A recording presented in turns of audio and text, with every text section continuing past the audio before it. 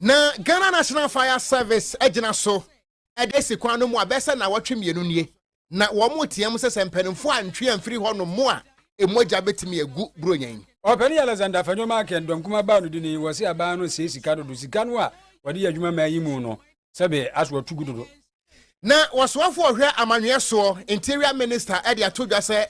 aposifo enya baabi na ban no etu ho na mo se wobesi adan edi ama wonom yefa sedama enwekoi yemfa seda ema boshaba electricals eba nkania papa quality electrical cables a eye boshaba electricals eno achi no light papa pa no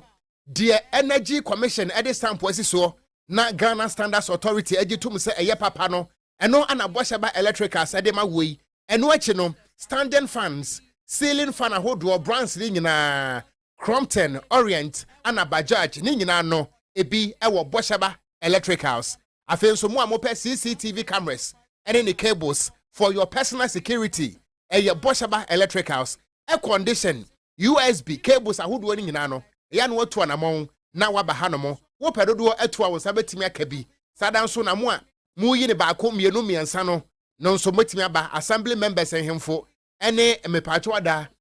building contractors real estate developers mu nyina no enkane no de sebi mpanesi enhwakom ema yetiri empo yatra ya no eye miensa kumasi adum boshaba electricals ene KJT market no ana edi enhwanimu ana Oyerepa FM Promise FM Promise TV yabro sa tintin asenso oba hanomu a boshaba electricals dudu obi a wope no wo sabetumi aka edum PZ anti-attack akofo abro sandom nso wo sabeka boshaba electricals niema no ebi na yen social media handles okọ honomu a eye boshaba Instagram TikTok ni nyina no eye boshaba electricals na bomade so befre 0322 030 838 and 0536 095 966 yenya ne sa wie no apomden hia enu nti yebeba promise heba na heba ni nyina no de mpanifo agi atumu gaftram ana Food and Drugs Authority at this stamp wasi ase no boy a year promise heba hanomo ana papa no ewo enu nti mo amope ba ku mienu miensa na modi abo defense ewo mo mpati fe no eye promise heba mo nso mo pe bi eto aton mo mra Oyerepa FM abrosa tintin yase ana se Promise TV ba bia ebutuo yi a ensa mo emoti yenka no mo ba ha no mo a etamu se ba be hene entosi abomu a wo fra number sia ene antivide obeje oso 05355 44681 ebusuan wenum ene adwumako a ene anwumre yi wabo adontene se ensem no yemfa ensom wo na etwabosompo eko enkofo amaso a the Republic of Mafia so kasebo no nam so medin de gangster cat ya mitenkura woko giabo okran mene probia asante kuntebu asante mantema efeja ahye ho no se na isiatie afimpi no ene aduonu 9 2024 ababesene kro ifiri opepo bosome January tuamua bepem obubuo na jese November no eja itimi ede konkrata mi se ahye no eye 1040 ape eni a aduanan nti wo de toto afi hunu a se de etie no se ifiri January eye opepon eba bepem obubuo eye November bosome a atwamu yi no enu soso no eda be se 903 ye hankron ene miensa nti susu kakra eba mu eye wo ha ene aduasa nso a eje safi atwamu no na ewo soro pa afi yankopadom ewo form na wo form mpo no ene ye 903 no yense twre ni every years kapa ena woni sadimanche mu fire commander ACF 2 yewura Peter Tete edi nkomo yi Regional Fire Command no kasache mu se afi ekwawiye na Kristo ye baba wo no de na ese fatase enema hodo a eya ahoboabo anema ye de twen Kristo na wo no onso ade won ho hyemu eno enenam so ema 9 lessons and carol service no ekoso dwade ekoso ewo Ashanti Regional Fire Command won mo aso ya ewo Kumase Chirepatre na wodwade no no enema dodo na ne koso a ebi aye nwum a band no eboye ema won di twa won nas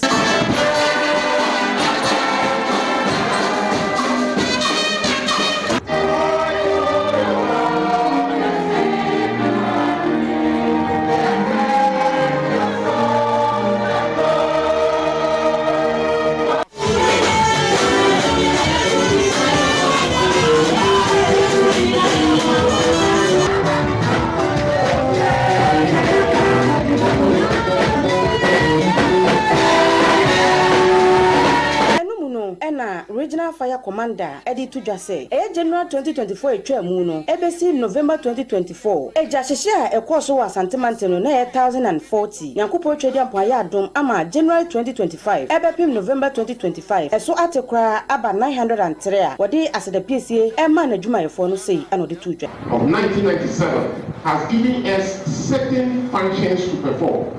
to achieve our objective of preventing money and managing undesired buyers. We must meticulously work to achieve it by embarking on public education to heighten the existence of fire hazards, as well as getting the individuals involved in the prevention of undesired fires. Comparative statistics shows that in January to November 2024, we attended 1,040 incidents as against 903 in the same period in 2025, a reduction of 137 fires, which is 13.17%. We can do better to reduce this incident drastically in the coming year. Therefore, every officer must take up the responsibility of fire education in communities, place of work, society or association to inform the public.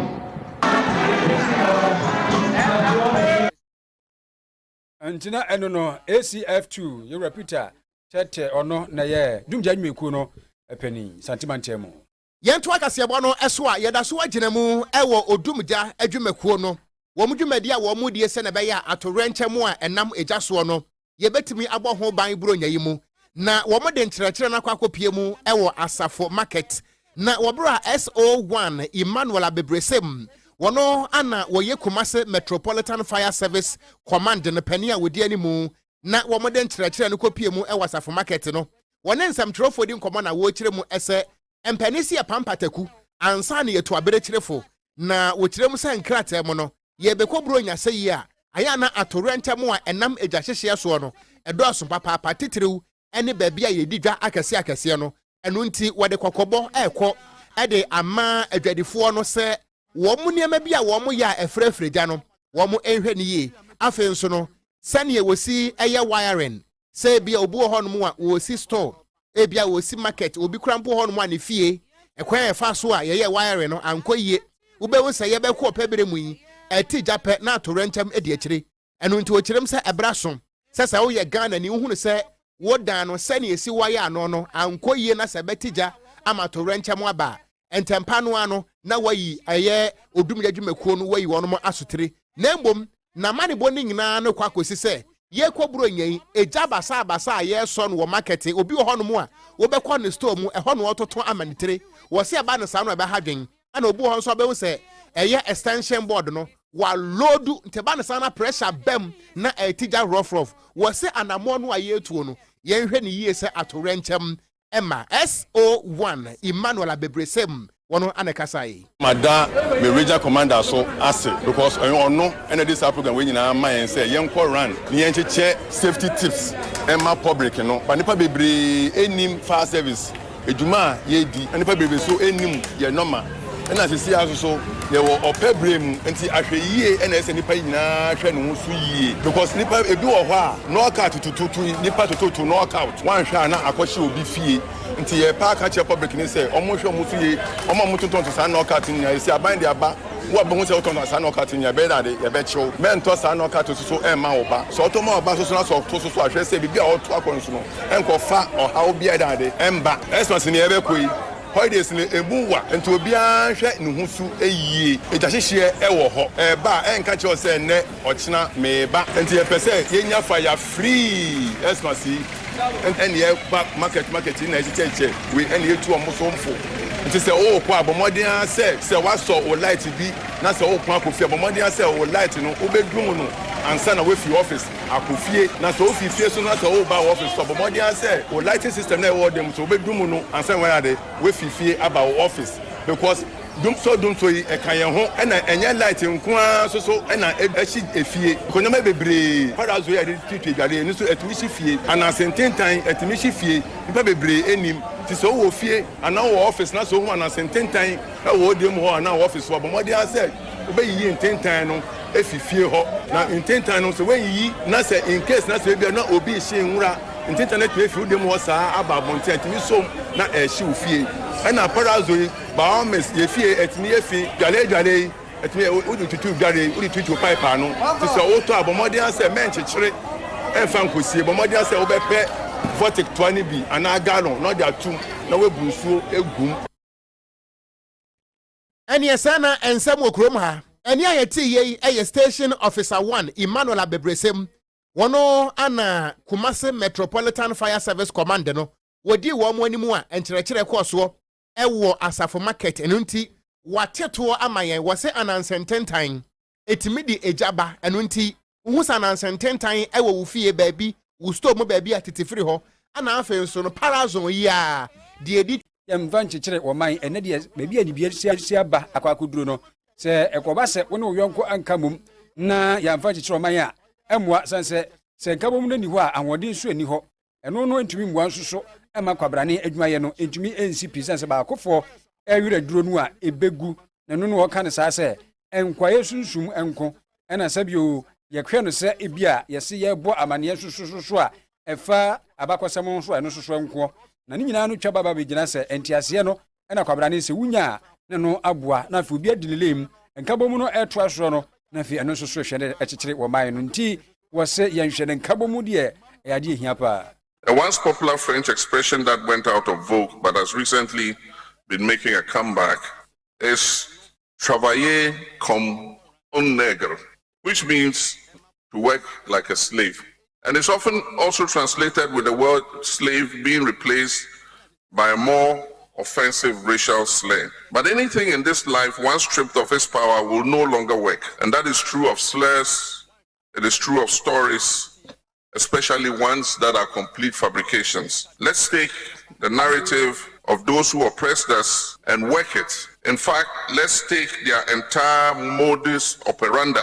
flip it and reverse it. And so I urge you, my brothers and sisters, let's be more intentional about our unity than they were about our division. Your Excellencies, distinguished guests, our brothers and sisters from the 17th region of Ghana, it will not be a difficult goal to achieve. No matter how we've been divided, we've always tried to find our way back to one another. Africans in the diaspora whose forebears were enslaved have kept us in their rhythms. The music they play, the dances, the cadence of their speech, and even the language. The Gula Geechee people of the United States still count using Fulani words instead of numerals. Yoruba language is spoken in Venezuela, in Cuba, in Brazil, Haiti, and Trinidad and Tobago. Mapɛni John Dramani Mahama ɛno no ntinu wɔka kasa ahodoɔ a ɛtumi ka no nkɔfoɔ so ama no so bi nti ne nyinaa mu no ɛna wɔtoa so ɛkyerɛ sɛ sese no Ghana koraa titiriw sese abakɔsɛm ɛna afei amammerɛ no yɛbɛtumi akyerɛ ne ada no wadi pɛɛ yɛ anyɛ Ghana nko amama mu mpanimfoɔ aba bɛhyia no nyina obi amfa nkɔyɛ ne maa ne yie wɔtwa ama no baaba bɛsi sɛ ɛhyɛ aseɛ ɛfiri sɛbio ɛberɛ a nkwayɛ ɛbaa yɛ sɛ Ghana deɛ ntitiriw koraa no yɛ kɔnkwaeɛ ase ansa na Ghana eba ba bɛde ne ho ne anya abakɔsɛm no wɔse ankɔnkwaeɛ ase bia ansa na yɛbɛnya abakɔsɛm no horada ansa na nkwaeɛ nso no eba. Have you ever wondered why the story of Ghana never included the story of the diaspora? When telling the story of Ghana, many are inclined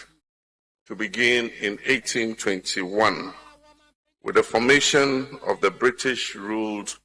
Gold Coast colony. But that's inaccurate because the collective story of our people, the many ethnic groups that populate this country, Ghana, predates the existence of any colony on this African continent. Similarly, when speaking of the transatlantic slave trade, specifically the atrocities that took place on this soil, many are inclined to end our story on the shores of this nation, where our ancestors, and I do mean that word literally because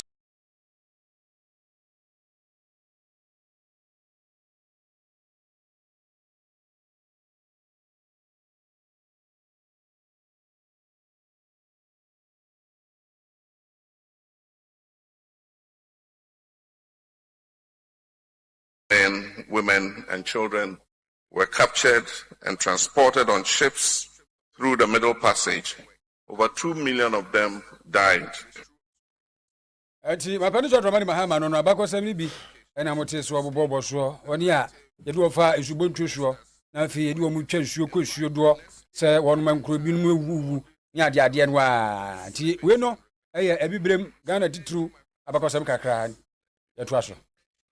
yɛnto akasɛbɔ no so na yɛnkɔ ensam foforo emu a yɛbɔ ade awura mu ɛwɔ ɛkwan so jojo road safety na sa okenkan wɔ my Ghana yɛmra pɔn a ɛkasa ɛde fa ɛkwan so jojo no a yɛtintim no 2012 ɛyɛ LI 2180 no na regulation 102 was regulations on the broken down vehicles ɛkyerɛ sɛ car ɛsɛisi ɛkwan so a sɛ baabia sɛ asie no ɛhɔ yɛ kurom a emra ne se akyekura no donhwere baako yento mfiri ho na emom se hono mu enye kuromu na se esikwan mu aka no akyekura no donhwere mienu yento emfa emfiri ho nanso ye kasa yi womanfo ne adehye ne ahyenkafo a womo enam akyem wosiam ene begro kwantempo no eso no womu so tiem kyerɛ sɛ metro mass bus bi bɛsɛ na watwe mienu nie ana asɛi ana yɛgya no wɔ no mu na efiti saa bra bɛsɛ na watwe mienu nie no yempiense nkyɛn yentwinse nkyɛn baabi asia ne sie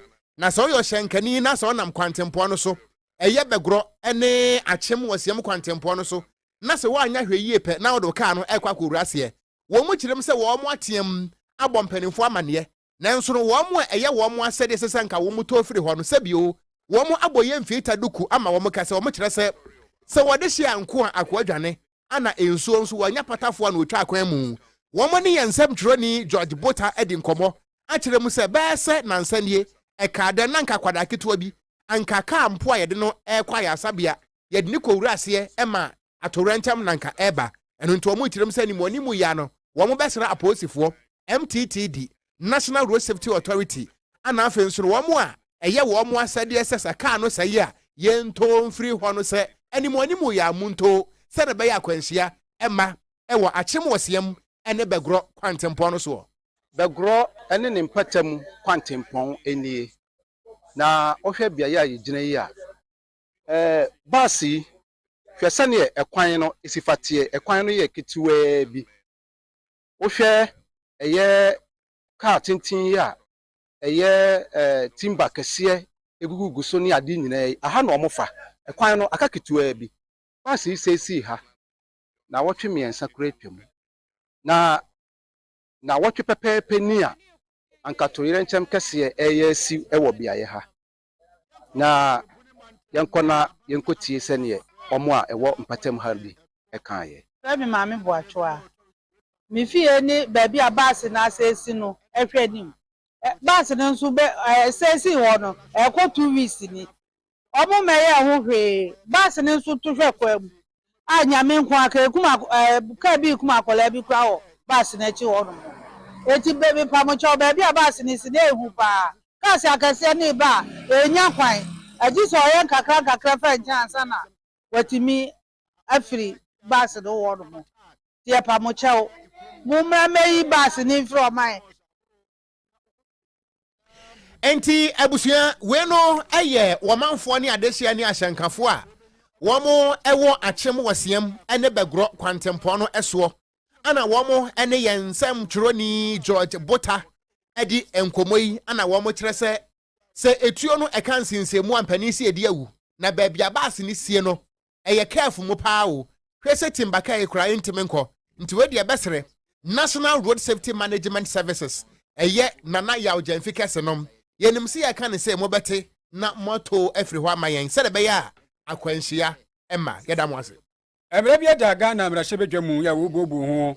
appropriation bill eno no number 2 afimpimi no ene aduonu enum ya yewo bia na so obedi atomu so onyi ntumo no ombobo hu wi ade behunu na ne nyina mu no na donkuma ne ba no dini afutu mrahye bedwani wopani Alexander Fanyomaken ebe pra betum se Ghana ha mis appropriation ku a yesi appropriation enso da bia mis appropriation ene ade se aban mu mpanimfo kra no wo hesikasam so ne se ye de oban sika akwa yi bibia wɔn fa no se pɔte ne de kɔkɔyɛ ɛna sika yi we di fa na we di fa no di fa ha ya IC1 tan Ghana ye se sika dodo saa na wɔpa akyerɛ na wɔse pani kokoshe sika ya yesa na yesa ni nyese bia bibia ntra ma pani John Dramani Mahama apa asoafo adusia enso ni nyina akire no wokọ na tena ye presidency wono mu a ebinum wono mu ayasan yi wo mu ye so mu ye nwefo e ma pani tena ye ho na enso so no wo mu nya hwe busu so no magisika wam wo medi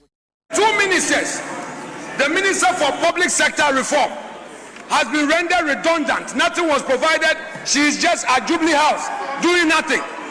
The Minister in charge of Special Initiatives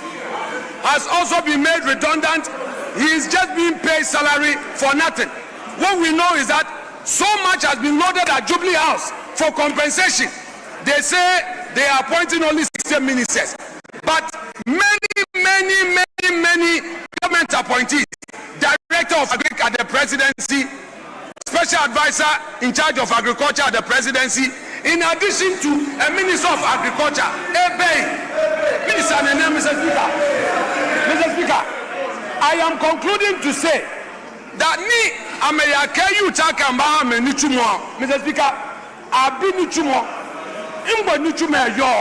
I'm a bear 24-hour economy. I'm a male. afanyo ma ke na motin wenka no se wo se yumefo no ado so Jubilee House ododo bosum so maji akatu hunu madi na nyina mu no na so afọ yo hiska asem so kesa to forcing ono ko honne no se asem a afanyo kan wo boa one ne nya adwen. Everyone in this chamber believes that President Mahama has made progress on the economy. Mr. Speaker, even our colleagues opposite us, deep in their heart, knows that Ghana is making progress. Right, Honorable Speaker, we have been prudent. Everyone in this chamber. Mr. Speaker, I heard my colleague say that a prudent government is planning to buy a presidential jet. But Mr. Speaker, the fact remains that it is better to buy than to rent. And that the cost of buying is equivalent of 2 years of renting aircraft by the previous administration. Enti Dr. Ato Forsen, na oya so for your hiska sam so ne de no. Yento akasebo no eso ayebo e de awramu e wo man Ghana ye bambo emu. Na o man Ghana police service no wo mo problem ba ko pa no ene se ba bia wo mo di wo mo tiri beto edin o. Na utimi wura police ni bi dem. Titiri wo mo a eso wa no. Wo tenene na mu a ubo sani shoe na pia bonten. Se ba bia oda no twotwopo asakura motom. E ye o ha kase ba ne sa no a se wo bo man no ho ban a na wo nwinwi. Na enam so ama Eya Interior Minister Yera Mutaka Mubarak wadi nsem bia to dwa se nia ekoso ne aposifo haw ne nyina no aban no ya we na aban no etu anamon se wo behwe na watimi asi modern accommodation ede ama police service na aposifo mrante ne maba wai wo mo atimi anya baabi na wodi wonti ato wo kirem se aban no hyehyeye ne nyina no anya se wo ka no kwa na wa hya asem a wo tu ho na modern den se na be ya ento ankopim hwebe aban be so akonya so no na aposifo e wo ba bi a wodi wontiri ebeto Yewra Mutaka Mubarak e de sansem gwa nyina to dwa wabra na regional police headquarters yesie e wo Upper West region na ye pa hontoma ana wo kirem se de broni kan se maintenance culture ade no esa ya munya ni yie wo gina so de afutuo e ma Ghana Police Service. We are fully aware that a well-equipped police officer must also be a well-accommodated one. That is why we are rolling out a comprehensive program to improve the residential conditions of officers across the country, from Accra to Bolotanga, from the coastal balance to the hinterland. Government is mindful of the sacrifices made by our brave men and women in uniform, and we are determined to give them dignified, portable accommodation that matches the weight of their duty. Be better managers of the resources entrusted to you. Every office out there must be maintained. Every vehicle deployed must be handled with care. Every communication device, every piece of equipment, every facility, including this beautiful edifice, must be protected, preserved, and used efficiently. Ebusuafo ani ayeti yi eye emrahye bedwani agwati akonya so e waso ase. Asante mantem ha no mu a wono a ana esan ye amanwe soafo Interior Minister Yewra Mutaka Mubarak nene ana yete ye no. Nhyɛso mrahye bedwani na wasan ebo honorable Kennedy akompreko Japan chidom ne honorable Stephen Amwa do no ase sika HSW ani papa ba ko asabre yi wayi nanim na Ghana fo nim so betimi atu akɔ nkwa no ene honorable akompreko Japan na nkɔfo a wɔn keka say papa no ni nsɛm bi keka ye ntiri wɔn fata na afi susu kra no NDC fo bi ne nanamase hɔ keka nsɛm bi wiwi ho a sɛ owura no ntimi di mampani no wɔse nyina ayɛkwa ni nsɛm ni ye wo mo efom fo abi oto aba man NDC bo se da nya NDC bia e bia sabi on nam ene on the party ko se da nkan ba bi op NDC ene wo hu se Kennedy ye obi a o man wo kan ko ne eden Kennedy abi enwuma Kennedy ayese Kennedy obi obo ni pe wo fom enti o pe no wo no ho ene ye wo NDC mpanyimfo ni bia they afraid of Kennedy me se ene wo mu di nkomoda bia o se wo mu di wo mu so Kennedy baba ene Kennedy o mu ni se so wo ba bonten be ka Kennedy a ordinary MPP ma wa anwira nkwa akira o be ka sa na NDC be yi amaye etiantoma no NDC for be say in their own thinking o ma jimi to the stand sorry o me ndu mi nuano matem NDC for o so ma jimi to the stand say Kennedy ba na o mu nsura o metra say o mu ye campaign amanu because obi abeka say na NDC no na ebe yi na mentoma no NDC they very smart eti so o mu nim say Kennedy o metwa afa no so simple a komba campaign amanu o wi say o mu ka now what Kennedy the one in Kennedy is the man of the moment. Kennedy is somebody between MPP and victory 2028. Kennedy is somebody what you may say police station executive 4 years. Now Bushani Obanya Obey police. Yes, on qualify you. And so our brain Kennedy say it is impossible. What the last one we should was honorable Stephen Amwasteka. So crowd by airport na nyekere Japan ewi ase de nyame betimi aye no enye de ni pe se ya fu ya hwe mi de nim se nyankopon bo wi ase nansia achi no ose de bi ama bi bia eye etini pa fu eni wi ase ti omu ni Kennedy atem omo nka de omo pe ba de mi nim se ye fru obi Kennedy onu nti obi be nyankwa onu nti obi betimi akọ school onu nti MPP emre bi di oboa me etimi wi ni power ni sika na ho oden enem nim so obi di Kennedy oba osan beji tumi ama MPP a oba buami ebie nwuma akase yentimi nto anka ngu biem anda Kennedy yentimi nto tomatoes ngu banche ampro ngu biem nti seka honorable Stephen Amwa ishashura shebedwani Yento akase bɔ no ɛso a yɛda so agina mu ɛwɔ NPP wɔ so no kɛseɛ amanyokuo no emu na yɛkasa yi aketu nabro na delegate no wɔ mokɔ akɔto aba ayi Franka Kurani na campaign no emu ayɛ de ne sɛ Brazil ahoma na ayɛ pampe sese bi okurasi ni assembly member kyerɛ why ka hyɛmuo enya asɛm kotoa na ubodi wura mu ɛwɔ Dr. Mahmoud Baumia campo a akwese wo betwani ene ne tane a waso ano na kyerɛ musie di akyire ɛnonno na ɛyɛ polling station executives a wɔnom ɛwɔ junjun Tripone wale Saboba ene ne mpɔtamo ɛkyerɛ sɛ yɛkasa yi Dr. Alhaji Mahmoud Baumia wɔno ano wɔn pɛnwo na samo beka yi a encha ye krampo ana womo a e north east ne mpota mu yunyo ho ene Tripone ho no no womo declare support e ma Dr. Alhaji Mahmoud Baumia na wobra wo wie ne to no ana yagaba wale ene bomplugu fo nso e kire se Dr. Alhaji Mahmoud Baumia wono ana womo epe no a wobra wo declare support no emu nsem ne I think Yunyo constituency electoral area coordinators. We even told Honorable Oscar Lual, our former member of parliament, that he should not allow Dr. Mahmoud Baumia to come to Yunyo constituency. When he's having electoral area coordinators in the constituency, because when you look at the electoral coordinators, all the electoral areas were all Baumia. More to the point, all the youth in the constituency, they are chairman boys, and I'm one of them. So why should you allow Dr. Mahmoud Baumia to travel all the way from Accra and come here to talk about politics again? When we are there, we are assuring Dr. Mahmoud Baumia that it isn't because he's coming from Northeast region that we are supporting him. We are supporting him because we know he can do the work. He stood for the party when everybody was sleeping, printing print sheet, standing in court, defending the party. When it's time for him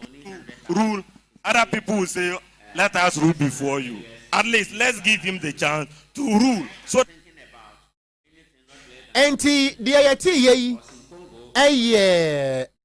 electoral area coordinators one mo ewo junjo Chirepone Saboba North East Importem hono ana afen so no Yagaba wale Bumpurugu ana wo mo kire se Dr. Alhaji Mahmoud Baumia wono ana wo mo penu nti wono mo atro support amano a emu ensemo enono na kase bono akwasa himfie nam eso asadempo a empenese ye de kan ya de hye nti ye begina so ne abunukom yemfa seda ema owura Emmanuel Odro Korea wono ene kasebo semufo Jim McClave executive producer na MCR ene control server monso ya damo ase papa mo ayadwuma na bra Joseph Amoaten Junior Deken wono anade yen call obi piamfidie no ema yen ema asomfo mienu yaje bra be kenkan ye ede ema wo medin ede gangster cat ya meta enkura wo kon giabo okran mene Krobia asante asisapa komo eba